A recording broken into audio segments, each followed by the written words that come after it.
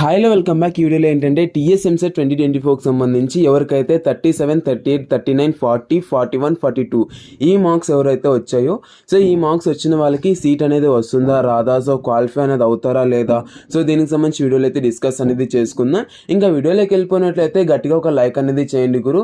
So like చేస్తే ఇలాంటి ఎన్నో వీడియోస్ అనేది తీసుకొస్తున్నాను కాబట్టి మీకు కూడా చాలా యూజ్ అనేది అవుతుంది కదా, సో ఒక లైక్ అనేది చేయండి.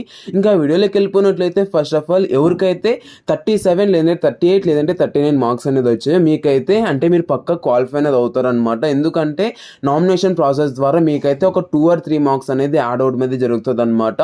అండ్ చాలా మంది ఏమంటున్నారంటే బ్రో ఇప్పుడైతే రెస్పాన్స్ షీట్ అనేది వచ్చింది కదా, బట్ మాకైతే అంటే మార్క్స్ ఏమన్నా తగ్గుతాయి అనేసి అడుగుతున్నారు. మార్క్స్ అయితే తగ్గవు కానీ మీకైతే పెరుగుతాయి అనమాట. అంటే ఒక 2 or 3 మార్క్స్ అయితే పెరుగుతాయి. లేదు అంటే మీ యొక్క షిఫ్ట్ని బట్టి అంటే మీ యొక్క షిఫ్ట్ని బేస్ చేసుకొని మార్క్స్ అనేది పెంచాలా తగ్గాలనేది దాని మీద అయితే బేస్ అయి ఉంటుంది అనమాట. లైక్ అంటే మీ యొక్క షిఫ్ట్ అనేది చాలా టఫ్గా వచ్చిందంటే మీకైతే మ్యాక్సిమం టు మినిమం ఒక 3 మార్క్స్ అనేది పెరగొచ్చు. మీ యొక్క షిఫ్ట్ అనేది చాలా ఈజీ వచ్చింది అనుకోండి మీకైతే ఒక 1 or 2 మార్క్స్ అయితే పెరగచ్చు అనమాట. మీకు షిఫ్ట్ అనేది చాలా ఈజీ వచ్చింది అనుకోండి మీకైతే మార్క్స్ పెరుగు అనమాట. సో ఇదనమాట. సో దీనికి సంబంధించి మీరైతే కొద్దిగా అంటే మార్క్స్ కూడా అనాలిసిస్ అనేది చేసుకోవచ్చు. అండ్ మీ యొక్క షిఫ్ట్ అనేది ఎలా వచ్చింది అన్నది కింద కామెంట్ సెక్షన్లో కామెంట్ చేయండి. మీ షిఫ్ట్కి సంబంధించి అఫీషియల్ వెబ్సైట్లో ఉంటుంది, సో అక్కడైతే చూసుకోవచ్చు అంటే షిఫ్ట్ అనేది ఎలా వచ్చింది అన్నది. అండ్ ఇంకోటి ఏంటంటే 37, 38, 39 ఎవరైతే ఈ బార్డర్ లో పాస్ అయ్యారో సో మిమ్మల్ని అయితే మాక్సిమం పాస్ చేయడం అయితే జరుగుతుంది. మీరు నామినేషన్ ప్రాసెస్ అయిపోయాక కూడా మీకైతే ఇవే మార్క్స్ వచ్చాయనుకోండి మీరైతే క్వాలిఫై అనేది అవ్వరు. సో క్వాలిఫై అనేది కాకుండా మేము ఏం చేయాలి అంటే మీరైతే ఇంకా ఆఫ్లైన్లో వెళ్ళేసి అంటే మీరు కాలేజ్లో అనేది జాయిన్ అవ్వాల్సి ఉంటుంది.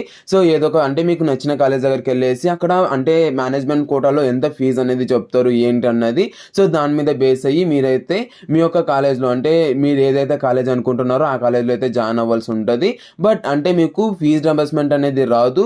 అండ్ మీకు మోస్ట్ ఆఫ్ ది కాలేజెస్ అంటే మెయిన్ కాలేజెస్లో అయితే మీకైతే అంటే మేనేజ్మెంట్ సీట్స్ అన్నది చాలా ప్రైజెస్ అయితే ఉంటాయి. సో అదైతే కొద్దిగా అంటే ఫీ స్ట్రక్చర్ కొద్దిగా ఆలోచించుకొని మీరైతే కాలేజ్లో అనేది జాయిన్ అవ్వండి. అండ్ మీకు ఏ చిన్న డౌట్ ఉన్నా కూడా కింద కామెంట్ సెక్షన్లో కామెంట్ చేయండి, నేను మీకు నెక్స్ట్ వీడియో చేయడం అనేది జరుగుతుంది అనమాట.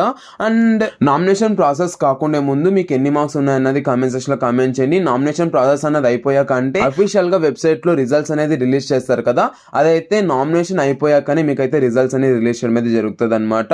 సో ఏ చిన్న అప్డేట్ వచ్చినా కూడా నేను మీకు అప్డేట్ అనేది ఇస్తాను. అండ్ రిజల్ట్స్ అనేది ఎలా డౌన్లోడ్ చేసుకోవాలని కూడా నెక్స్ట్ వీడియో అనేది చేస్తాను. సో మీకు ఏ చిన్న డౌట్ ఉన్నా కూడా కామెంట్ సెక్షన్ లో కామెంట్ చేయండి, నేను మీకు అప్డేట్ అనేది ఇస్తాను అనమాట. Thank you and Jai Hind, have a great day. Seen the next video, signing off from Jeevan education hub.